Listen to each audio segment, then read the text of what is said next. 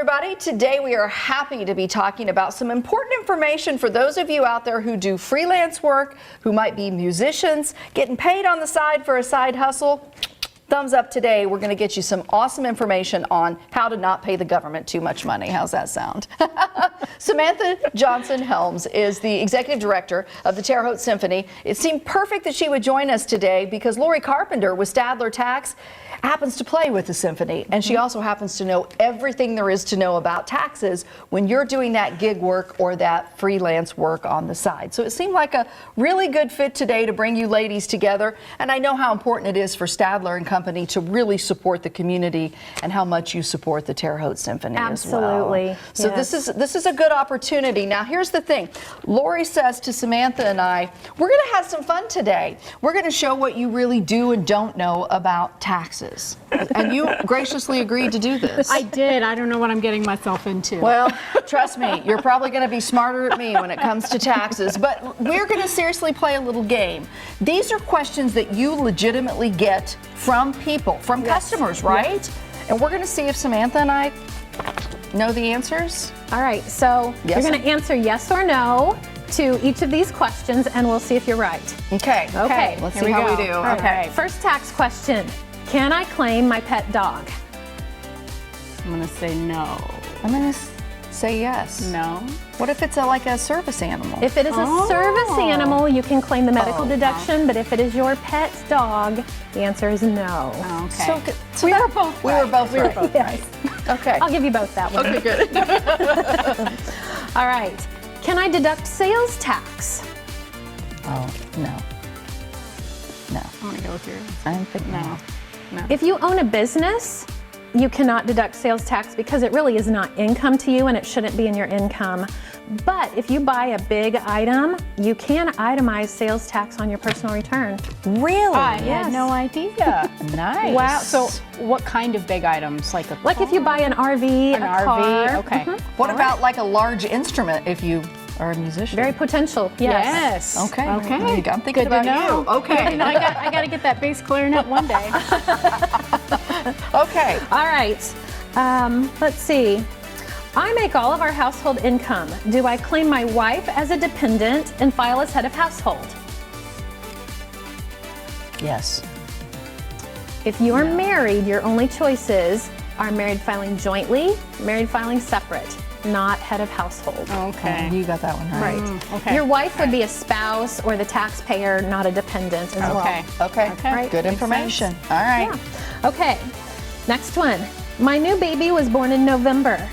Since she lived with me for only 1.5 months, can I claim her as a dependent for the whole year? As long as it's before December 31st, you can, right? Yes. That is exactly right. I Good think job. So, yes. Yes. Yeah. All right. Yeah. All right. Here's a little tricky one. I am full retirement age and I just started drawing Social Security. I am still working full-time for my employer. I make $40,000 with my employer. Will my Social Security be taxable? No. The answer is yes. Oh, you wow. Up to 85%. If you make over $25,000 single or $32,000 filing jointly, you're going to pay tax on some of that Social Security. Wow. Had That's no so wrong. idea. You already paid into the system and now you got to pay again? You do. Oh, wow. You need to fix that. I am not Congress. I have no control over that. All right. How about one more? What do you think? Okay. All right. Let me see. My employer requires me to travel in all black when I travel for work to different events around the U.S. I only wear them for this work. Can I deduct my required outfits and black shoes? Absolutely. Employer deductions don't exist right now, so the answer is no. Are you serious? Why don't they man. exist? You can itemize that. You used to be able to itemize that, but the Tax Cuts and Jobs Act took that completely away. Is that recent? 2018. Okay, so semi-recent, I guess. Now, Okay. if you are gig working, then you can deduct things that are necessary for work.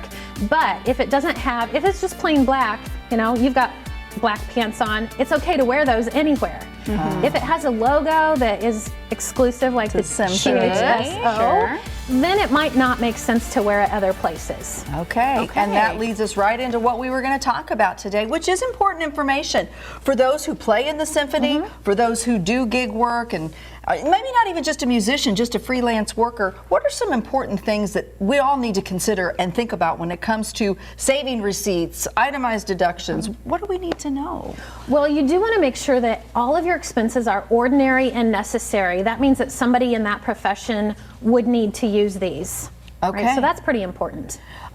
Is there any other information you would share with those that you play on the symphony with when it comes to making sure that they're paying properly when it comes to saving money as well?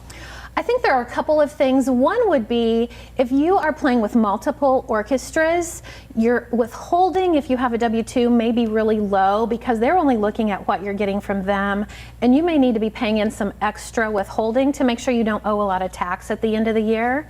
Same thing if these are all gigs that you're not going to have any withholding and you need to be accounting for after your expenses, how much tax are you going to have to pay? So take that into account for that self-employment tax. Do you feel like people have a lot of questions with this, or do you ever get the questions from musicians, or they kind of know? All the time, all the time, especially between when an orchestra hires a musician as a W-2 employee versus when they're hired as a 1099 contractor. When you can take mileage out as a deduction, so correct me if I'm wrong, you can only take mileage if you're a 1099 contractor for an orchestra. So for example, the musicians of the Terre, Haute Symphony are all W-2 employees unless they're a substitute musician. So they receive mileage already in advance as W-2 employees. But those 1099 employees, they could deduct the mileage on their taxes. See, these are the critical pieces of information that I feel like that's where you ask a tax professional, right? Sure. And especially one that knows all the answers because you do this, right? Right. Well, and there are so many tax strategies that we can put into place if you're making a lot of money doing this, because you don't want to give all of that money that you've worked really hard for to Uncle Sam. So let's try to keep as much of it in your own pocket as possible. I think that holds true for everybody, no matter what you're doing. Absolutely. Now let's get into the symphony as we round this out today, because you all have a great event coming up, right? We do. Our artistic director, David Bowden, says this is one of his best programs that he's ever created. It's called String Spring Fling. It's on March 17th at Hatfield Hall at 4 p.m. And it's going to feature our THSO strings. And on top of that, we're welcoming back our former concertmaster, Alina Rubio, who you guys had here in studio last year. So charming and so wonderful. She's wonderful. She's with the Minnesota Orchestra now, so she's making a special trip down here to come solo with us. She's going to be playing Ravel's Zygon, which is a super fiery, virtuosic piece. I can't wait to show her off again. Then we're also featuring our principal harp, Melanie Mashner, and our current concertmaster, Aaron Abuchels. So it should be a fantastic concert. The concert should be about 75 to 80 minutes with no intermission. So it's a nice afternoon snack. I like that. I like that. And then our VIP ticket holders are going to be invited to a special reception following the concert, hosted by our title sponsor, Viribus Wealth Management. Nice. So very excited for this event. Well, congratulations. The season is winding down, right? It is, absolutely. We're in our 98th season. Can you believe we're only 2 years away from our 100th anniversary? Are you going to do something big? We are. We have all sorts of plans in store. Wow. How much do you love playing with the symphony? I love it. And you know, when tax season rolls around, I'm like, oh, I'm so tired. Why do I do this every year? And as soon as I get on stage, I remember this is exactly why I'm doing this. I love it so much. I got goosebumps when you said that. So see, music is something that can lighten your spirit and lighten your heart, and then tax season make you a little less stressed. Exactly right. Well, once again, thanks to both of you. This is an extended conversation we like to have here on our digital platform at mywabashvalley.com so that we can include all the important information. And today that information was meant for you folks out there who are those musicians, who are those freelancers, and for everyone so that they can enjoy the symphony on March 17th. Thank you so much. Appreciate your time. We really appreciate it. And thank you for joining us here at mywabashvalley.com.